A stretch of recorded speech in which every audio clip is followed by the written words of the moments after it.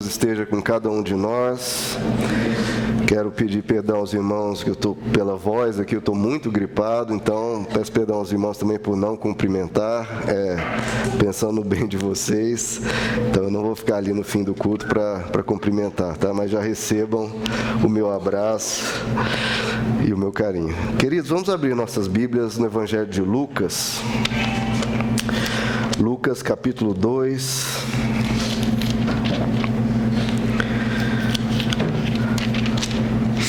Lucas capítulo 2, nós tratamos desse trecho aqui na última mensagem minha pela manhã. Vou tratar de mais alguns detalhes. Lucas capítulo 2, a partir do verso 41.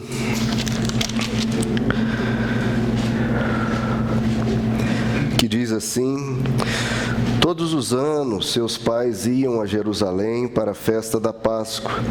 Quando ele completou 12 anos de idade, eles subiram à festa conforme o costume. Terminada a festa, voltando seus pais para casa, o menino Jesus ficou em Jerusalém, sem que eles percebessem. Pensando que ele estava entre os companheiros de viagem, caminharam o dia todo. Então começaram a procurá-lo entre os seus parentes e conhecidos. Não o encontrando, voltaram a Jerusalém para procurá-lo. Depois de 3 dias, o encontraram no templo, sentado entre os mestres, ouvindo-os e fazendo-lhes perguntas. Todos os que o ouviam ficavam maravilhados com seu entendimento e com as suas respostas. Quando seus pais o viram, ficaram perplexos. Sua mãe lhe disse: filho, por que você nos fez isto? Seu pai e eu estávamos aflitos à sua procura. Ele perguntou: por que vocês estavam me procurando? Não sabiam que eu devia estar na casa de meu pai, mas eles não compreenderam o que lhes dizia. Até aqui, queridos. Vamos orar. Senhor Jesus, nós precisamos da Tua presença, precisamos da ação do Teu Espírito sobre nós, que cada coração aqui seja visitado pela Tua graça, que o Senhor venha falar profundamente com cada um de nós, pois não viemos aqui ouvir homens, viemos ouvir o Senhor, ter um tempo com o Senhor, que a Tua palavra frutifique no nosso coração e cada um venha receber de Ti, cada um venha sair daqui alimentado, mais leve, mais forte, mais cheio de coragem, cheio de Ti. Nós te pedimos em nome de Jesus. Amém. Pode se assentar, queridos.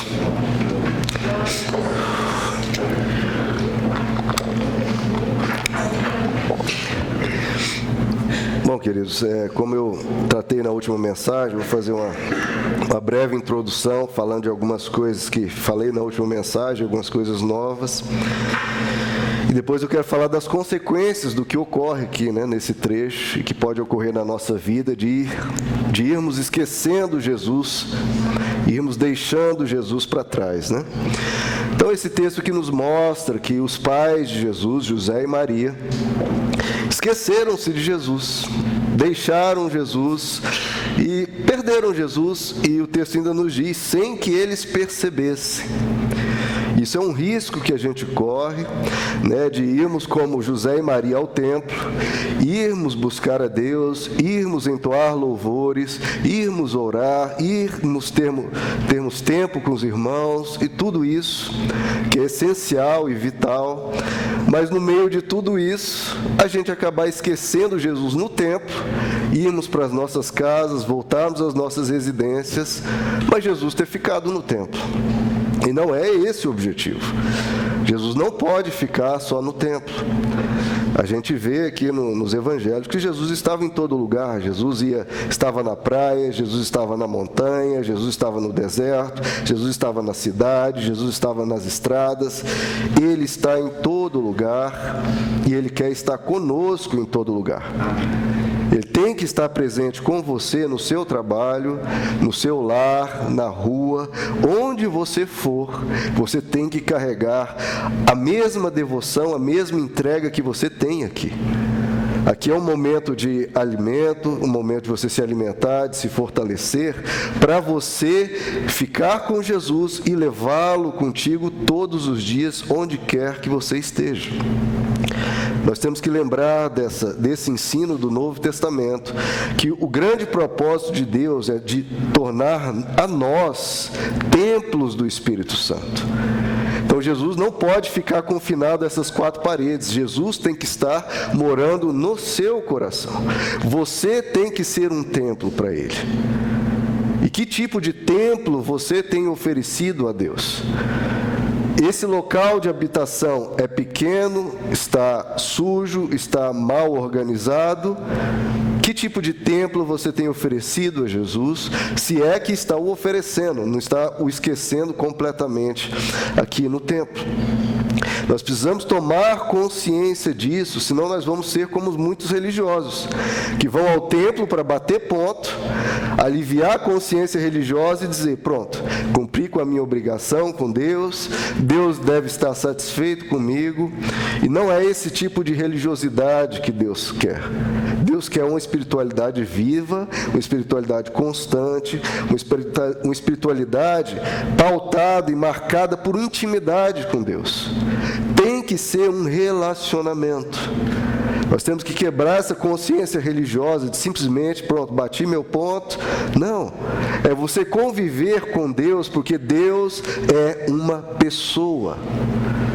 Você tem a sua esposa, você tem seu marido, você tem seu amigo, você tem sua mãe, seu pai. E Deus também é uma pessoa com a qual Ele quer se relacionar com você. Ele quer que você converse com Ele, não daquela forma meramente religiosa. Ah, Deus me dá isso, Deus me dá aquilo. Mas você conversar com Ele. Como você abre o seu coração para sua mãe, para um amigo, para o seu pai, você abrir o seu coração com Deus e criar um relacionamento, algo que seja de...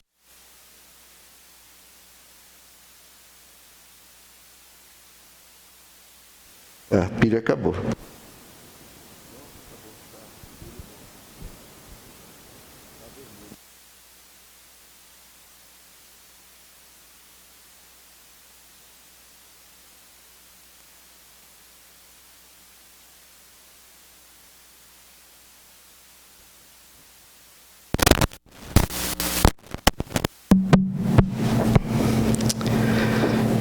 Continuando então, queridos, então, esse é o grande, isso que está no coração de Deus.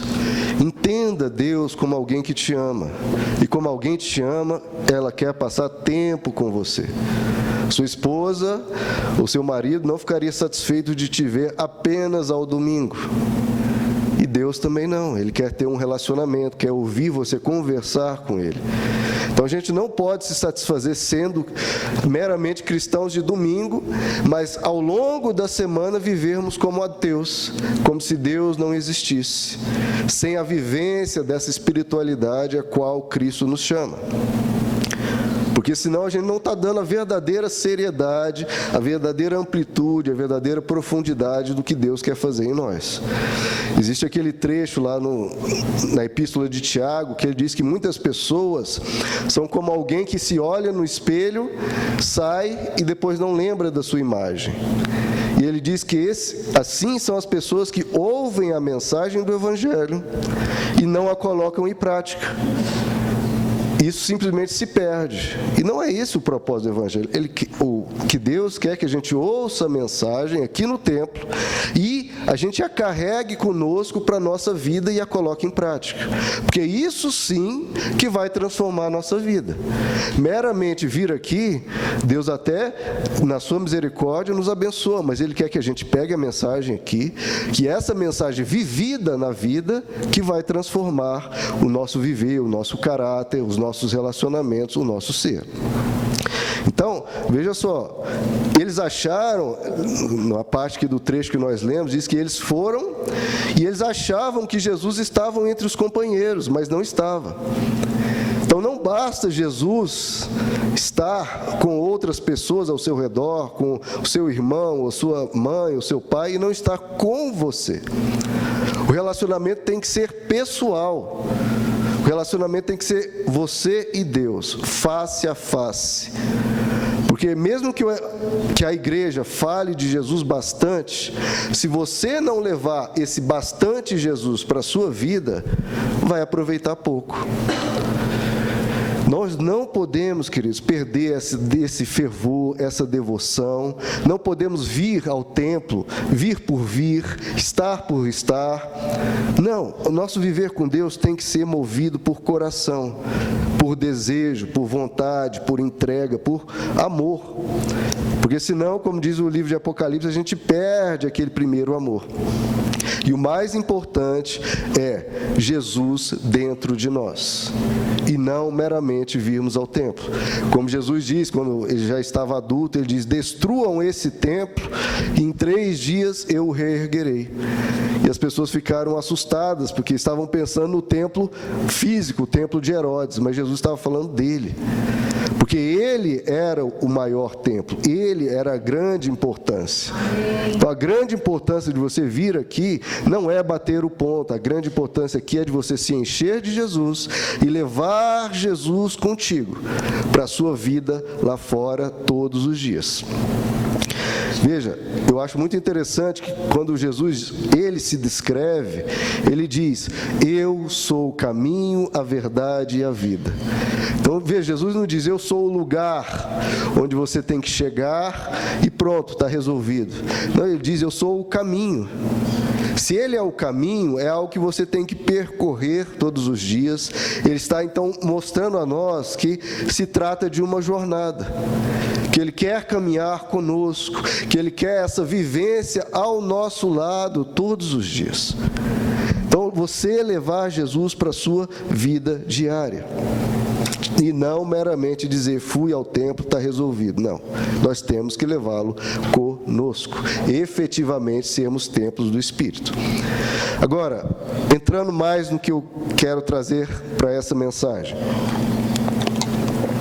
Quais as consequências, queridos, de nós acabarmos caindo nesse equívoco, nesse erro, de virmos ao templo, esquecermos Jesus aqui e achar que está tudo bem? Quais as consequências disso? O que isso acaba acarretando na nossa vida? A gente vem, pronto, fui à igreja, tudo bem, mas e Jesus? Está contigo? A primeira coisa que a gente vê nesse trecho é que os pais de Jesus, ao esquecerem Jesus, ao deixarem Jesus no templo, eles perderam muito tempo. O texto nos diz que eles foram um dia de viagem, notaram que Jesus não estava entre eles e eles tiveram que voltar. Um dia, então foi um dia de ida, que foi à toa, voltaram, perderam outro dia, e mais um dia para achar Jesus. Então foram 3 dias daquele período que foi desperdiçado por nada, simplesmente porque esqueceram Jesus. Então, se a gente vai meramente com essa consciência, não, eu fui ao templo, pronto, e deixa Jesus para trás, você vai perder muito tempo na sua vida. Tempo de crescimento espiritual, tempo de transformação que Deus poderia ter realizado, tempo de cura que Deus poderia ter feito nos seus relacionamentos, se você levasse Jesus e usasse o que Jesus está tocando no seu coração para lidar com os dilemas, com as contendas, com as discussões.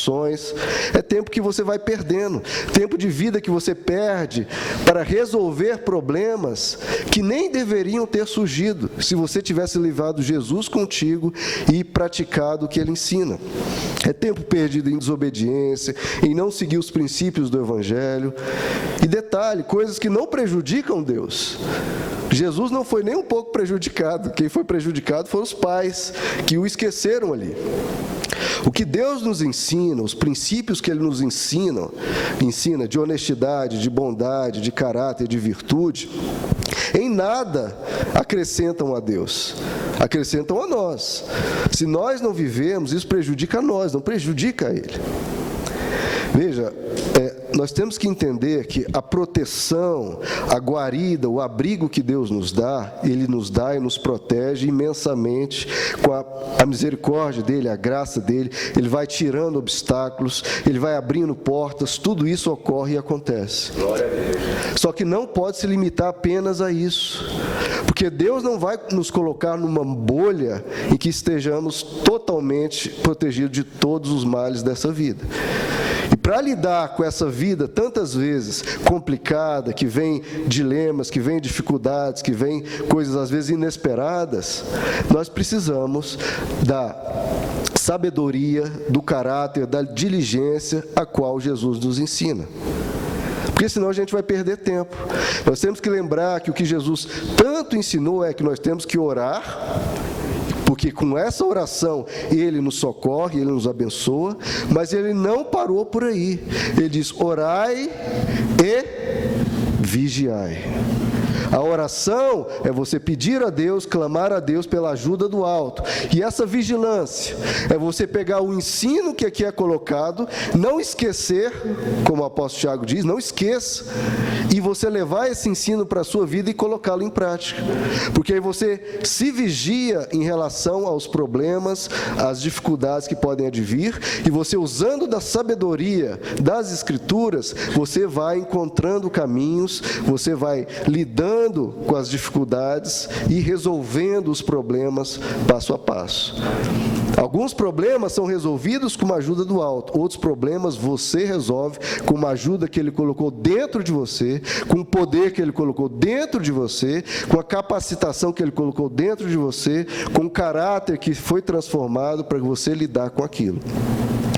Então é imprescindível nós vivenciarmos o que o Evangelho nos ensina, para assim estarmos protegidos.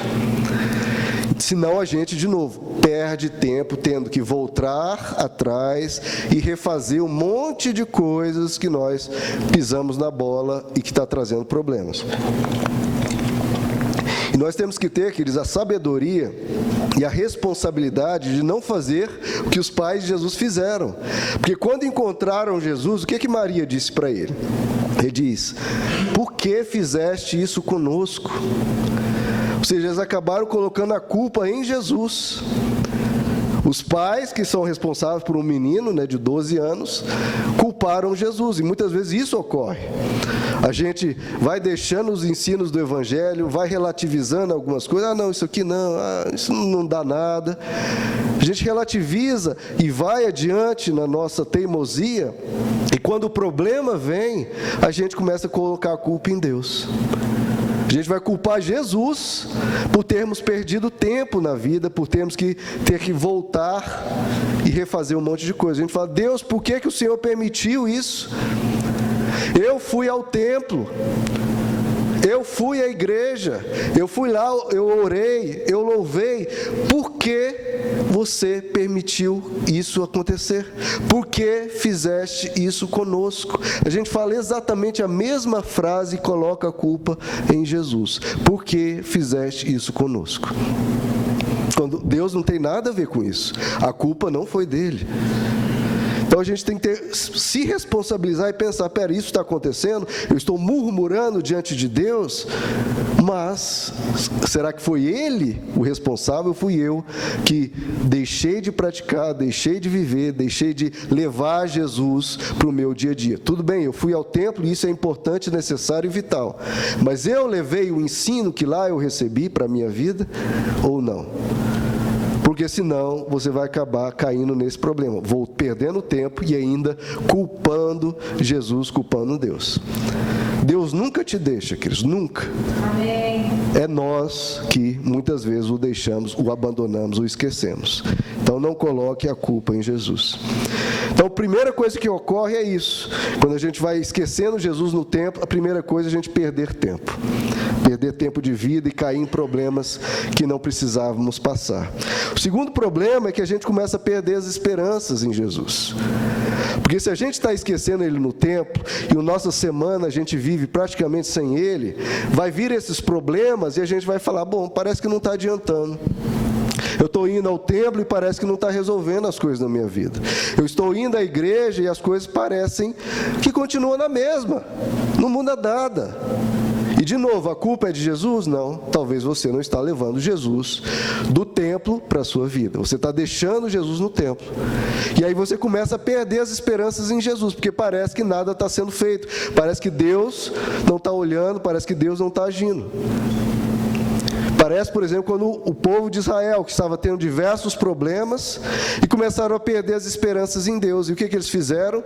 Eles começaram a se unir e clamar a Samuel, que era o líder espiritual de então, e falar: Samuel, nós precisamos de um rei.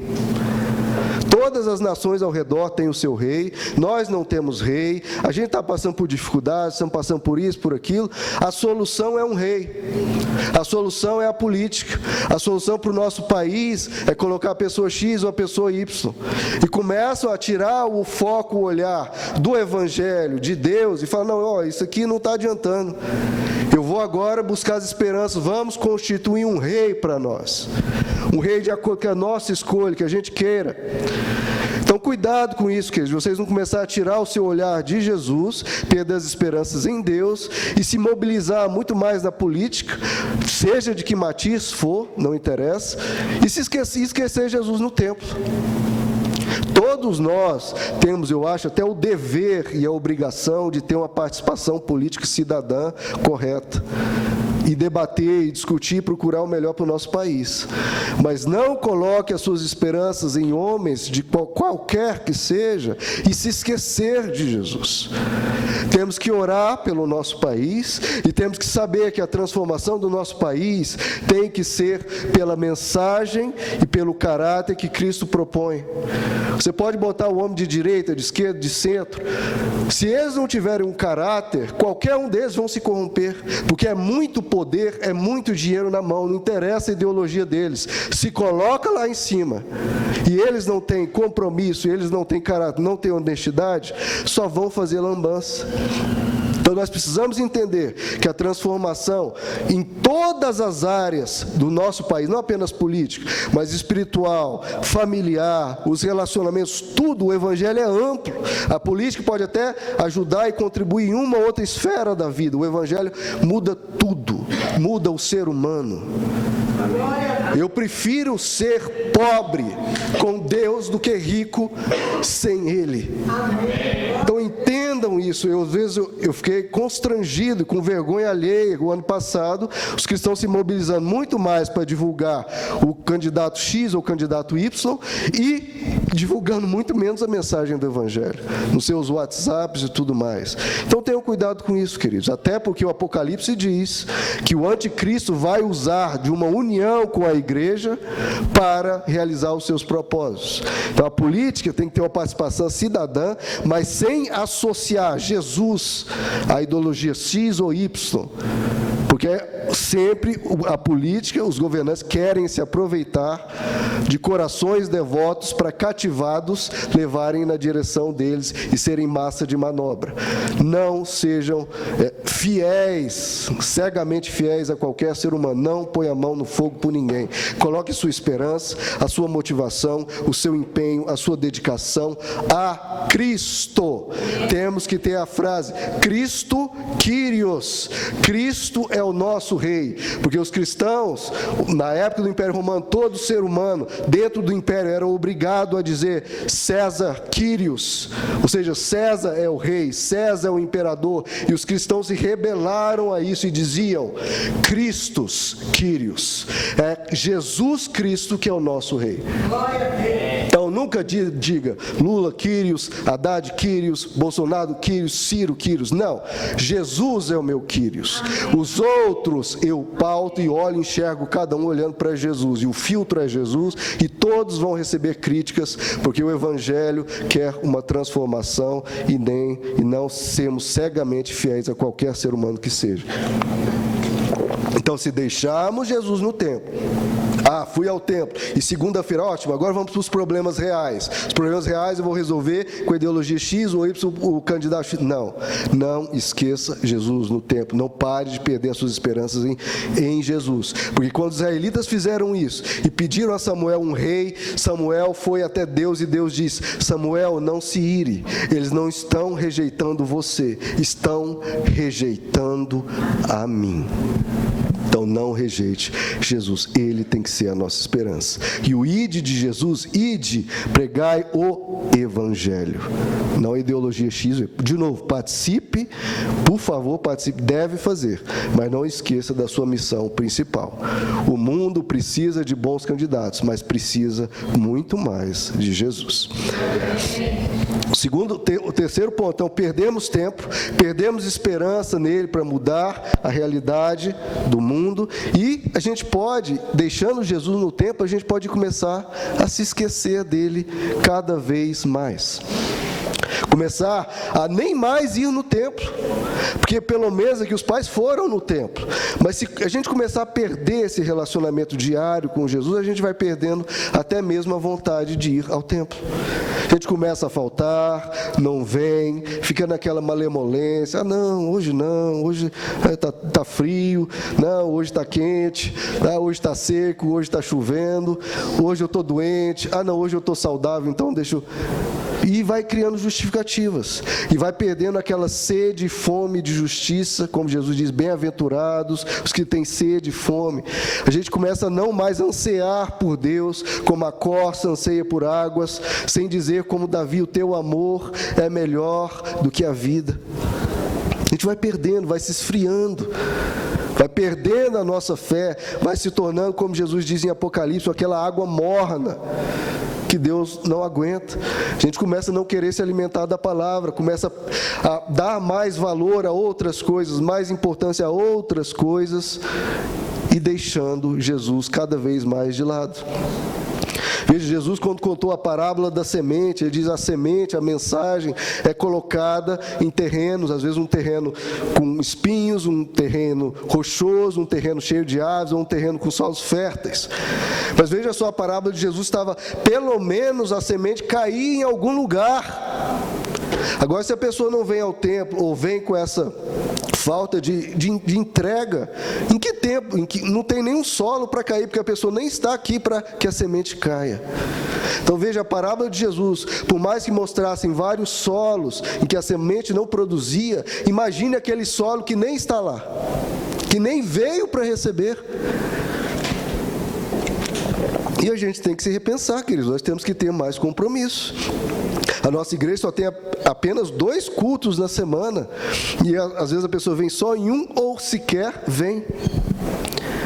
E aí o que você vai dizer para Deus tantas e tantas vezes que você não estava aqui e Ele estava querendo falar contigo? Que Ele estava com a semente prontinha para jogar no seu solo, mas o solo não estava aqui. Porque as pessoas, eu vejo isso e eu acho isso impressionante. As pessoas dizem: mas Deus não fala comigo. Eu oro, eu não ouço uma mensagem, Ele não responde. Não, queridos, é completamente errado. Deus fala contigo e já falou várias e várias vezes. Só que muitas vezes você não estava aqui para ouvir. Mas Deus falou. E a gente tem que parar com essa de achar que Deus, para Deus falar, tem que abrir os céus, aparecer milhares de anjos descendo em aleluia na sua casa e Cristo aparecer luminoso e falar uma... Não, queridos. Ele pode até fazer isso, mas não é assim que ocorre. Como é que ele disse que iria falar? Com o evangelho sendo pregado. Se o evangelho é pregado, Deus vai falar. Todo domingo Ele vai falar, sem exceção. Onde o evangelho é pregado, como Lutero diz, onde se prega a palavra, ali Jesus está. Como Jesus disse: quando 2 ou 3 se reúnem em meu nome, ali estarei eu. Ele vai falar. Só um detalhe: não dá nem para mim, nem para ninguém ordenar o que Deus tem que falar. Não dá para você ordenar para Deus o assunto que Ele tem que tratar. Você não pode chegar para Deus e falar: Deus, olha, eu quero saber sobre isso. Tudo bem, Deus? É sobre isso aqui que eu preciso. É isso aqui que eu preciso saber para resolver o problema X ou o problema Y. Então não me venha, Deus, falar de outras coisas. É isso aqui que eu quero, tudo bem? Não dá para falar isso. Não dá para falar: olha, Deus, qualquer outra coisa não me interessa. Olha, Deus, eu preciso resolver um problema X na minha família, um problema Y no meu trabalho. Agora você está trazendo essa mensagem sobre Jesus esquecido no templo. Jesus, não é isso que eu queria saber. Então, Jesus, olha, não me interessa essa mensagem. E se você trata assim as coisas, você está perdendo uma grande oportunidade, porque você tem que deixar Deus falar o que Ele quer falar. E na hora que Ele quiser tratar especificamente da questão que você precisa, Ele vai tratar. Ou não também.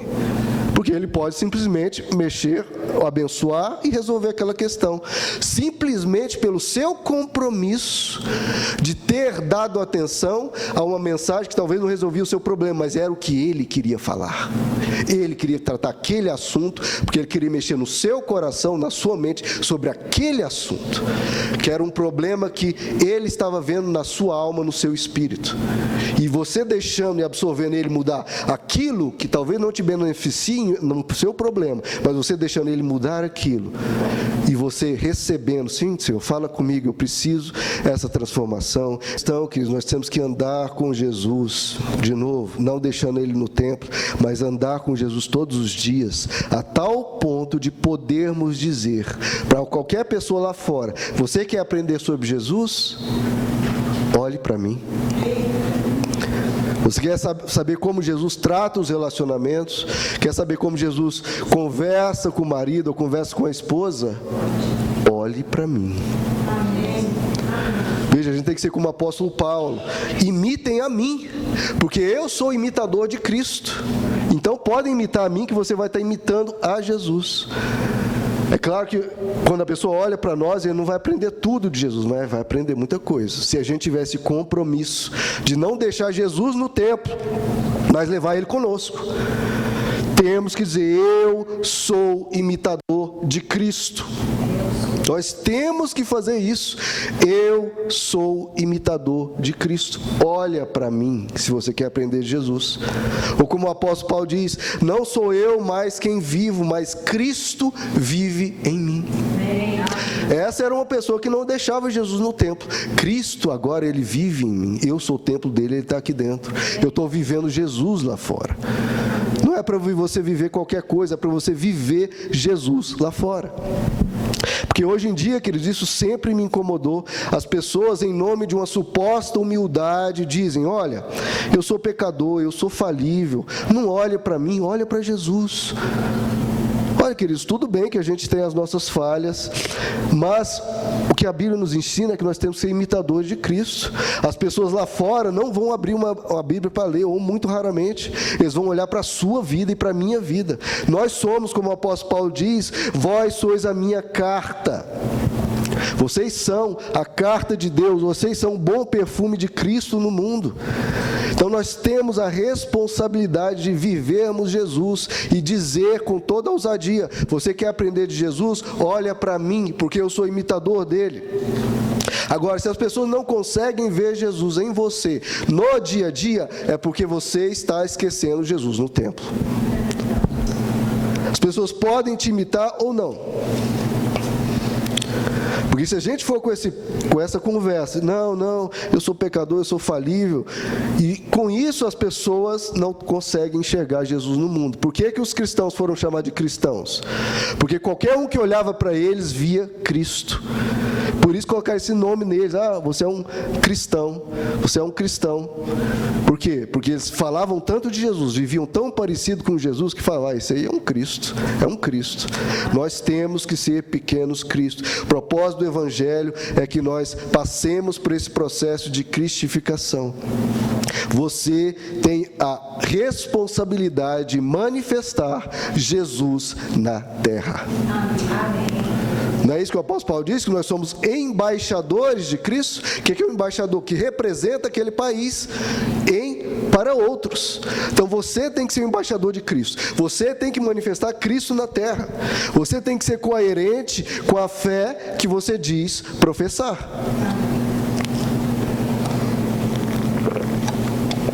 O grande propósito de Deus, como diz Romanos 8, é nos transformar na imagem do seu Filho.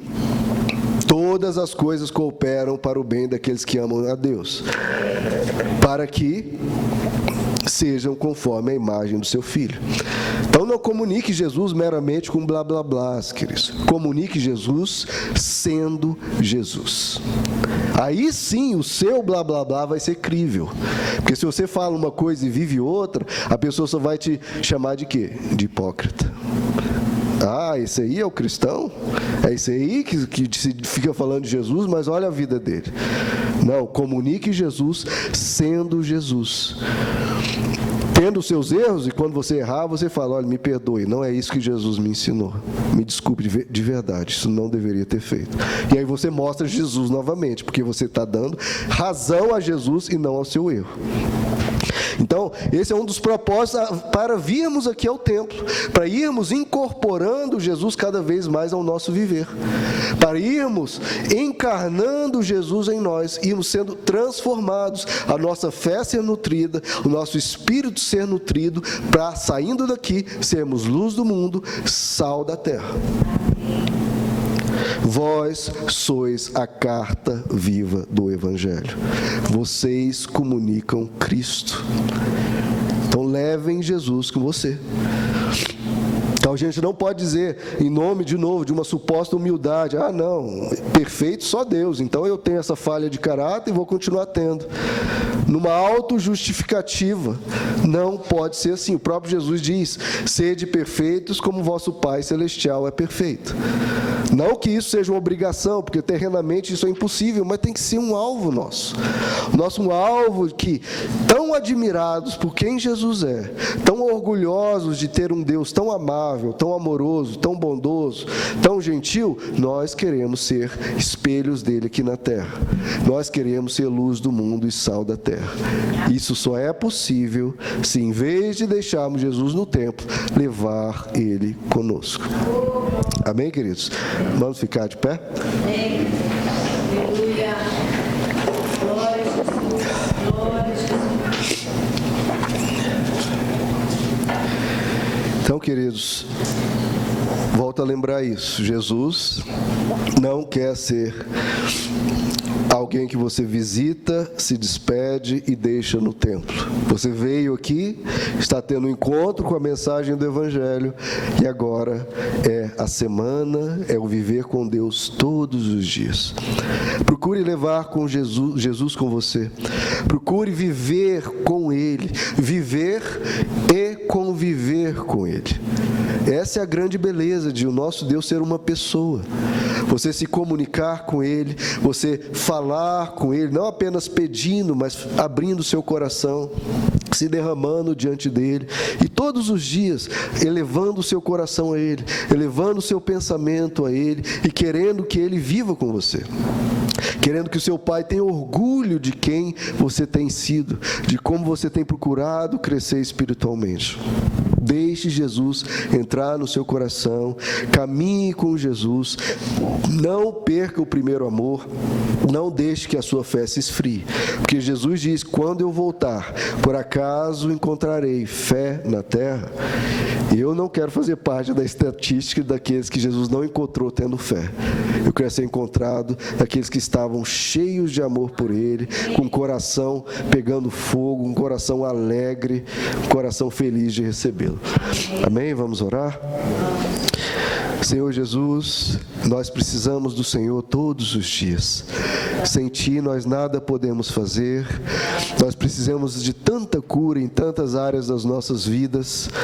E se nós tentarmos apenas pelo nosso esforço próprio, nós vamos continuar tropeçando e caindo. Que o Senhor seja a esperança nossa todos os dias. Que o Senhor seja a nossa companhia nessa jornada. A companhia mais bem-humorada, mais feliz, mais protetora, mais amorosa. Que o Senhor dê força a cada um de nós. Que o Senhor fortaleça cada um aqui para cada batalha. Que o Senhor nos revista da Tua presença. Que o Senhor coloque a armadura em todos nós. Que todos nós sejamos guerreiros cheios da Tua presença. Que o Teu Espírito encontre um templo a ser habitado todos os dias. Que o nosso coração, Senhor, esteja tão aberto para Ti. E o Senhor venha transformar o nosso viver diário, com nós vivendo Jesus, com nós sendo Jesus, com Cristo sendo vivenciado por nós. Que nós sejamos cristãos de verdade, Senhor, porque nós não viveremos mais conforme a nossa mente, mas com a mente de Cristo.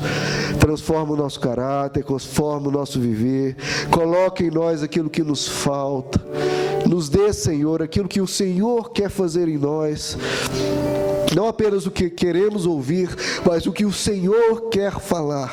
Fale dentro de nós. Que o Teu propósito na nossa vida se cumpra em nós. O Teu querer na nossa vida se cumpra em nós. Que seja feita a Tua vontade, Senhor, e não a nossa necessariamente. Que o Senhor nos abençoe com a Tua graça, com as vontades do Senhor. Nos guia nesse nosso viver, Senhor. Que a nossa vida seja esculpida pelo Senhor. Toma-nos como barro em Tuas mãos, barro nas mãos do oleiro, e transforma-nos, Pai, num barro segundo a Tua imagem e semelhança.